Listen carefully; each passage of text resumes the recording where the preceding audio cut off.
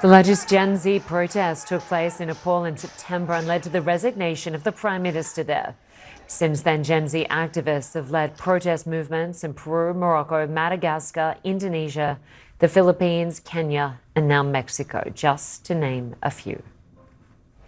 Afshin Molavi is a senior fellow with the Foreign Policy Institute at the Johns Hopkins University School of Advanced International Studies. He's also founder of the Emerging World newsletter on Substack. Great to have you with us. Thank you very much. Good to be with you. So we're seeing major Gen Z-led protests from Mexico to Nepal, across Peru, Morocco, Madagascar, Indonesia and Kenya. Just what ties these movements together, and why is this generation rising up now?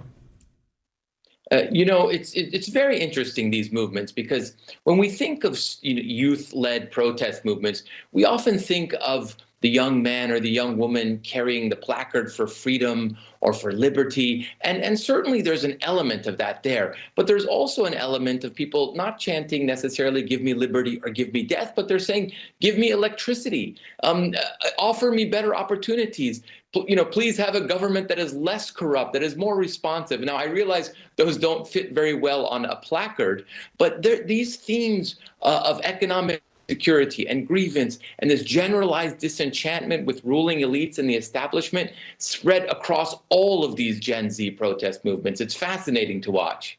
Yeah, so they're not classic freedom movements, but certainly demands for economic dignity and trying to hold governments to account.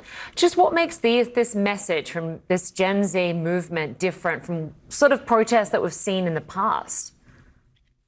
Yeah, I think that's really, what's extraordinary about these movements is that, these young people, they're not calling for a new ism. These are not utopian ideals that they're calling for. They're actually calling for a sense of normalcy. As you said, economic dignity, more opportunity, affordability in both their life and affordability in education. And Lynda, we need to be listening to these voices, because these voices are early warning systems for all of us around the world. Because while we've seen these many of these Gen Z protest movements in Asia, Africa, Latin America, and the Middle East, but many of these same grievances exist in the United States, in Europe as well, among Gen Z. And we're going to see it going forward as well.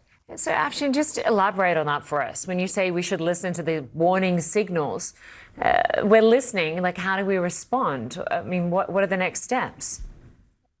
Well, when you look at some of the demands, the demands are for, greater economic dignity, more job opportunities, more education.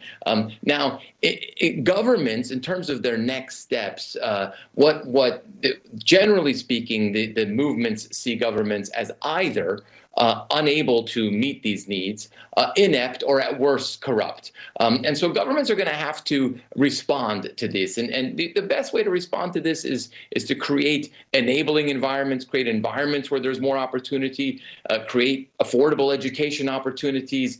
The challenge, Lynda, is going to be that these protests are happening in the age of AI, a time when even with you have greater education, there's going to be more job losses. We're living in a very important transitional moment, and this is happening at a time where we're going to see even more job losses than we would have otherwise. And potentially more inequality. So just explain for us, Afshin, how Gen Z protesters are organizing across borders, and to what extent these movements are learning from each other, inspiring one another. Absolutely. This is, one of the most connected, this is the most connected generation in human history. These are digital natives who grew up with smartphones, who grew up with social media. They are using these social media tools to organize, but also to amplify their messages. Now, you have to go back to there's traditional, social organizing and political organizing to go out into the streets as well. But what they're also doing is they're borrowing memes and symbols and icons across these borders.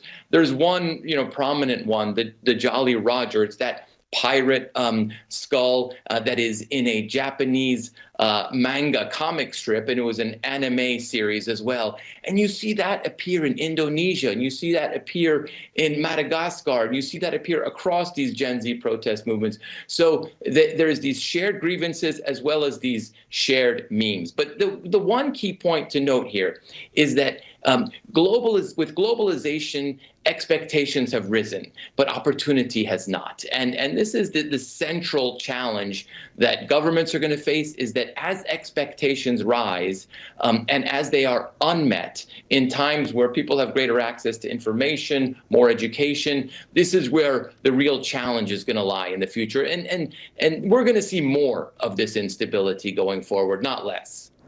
Such an interesting discussion, and great to connect those dots.